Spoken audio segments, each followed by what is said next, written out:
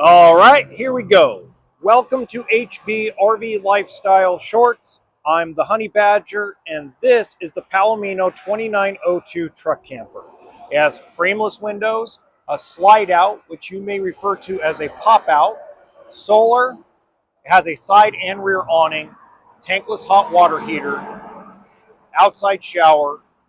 It does have a sewer dump tank, so it does not have a cassette. That was a really actual common question I got over the weekend was, does the bathroom have a cassette or a dump station? So that was a really good question.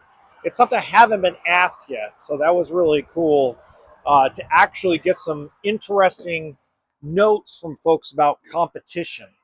Now, the downside to this floor plan is the size of the dinette.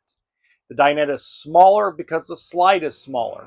So you can only fit maybe 2 kids on that bed, but it actually will fit you as adults because the table's a little bit smaller. So you can still get in there. You got the MCD shades, storage in the back, speakers. Now it is below dealer cost at $33,800. Got a queen bed, storage up top, LED lighting, USB charging for if you're off grid and you're not plugged in anywhere. Because remember, as I said earlier in the video, it does have solar. Max Air fan, 1-piece sink, 3-burner stove and oven, microwave, air conditioner, pantry, and of course you saw a little glimpse of it, but here's the bathroom. Now, taller folks, I was telling a guy earlier today this, if you're taller, you're going to be sitting and showering. Just to let you know, even though it has all this nice counter space and everything else, realistically, I'm 5'9" and I can't even stand in there. So realistically, you're going to be sitting down to shower.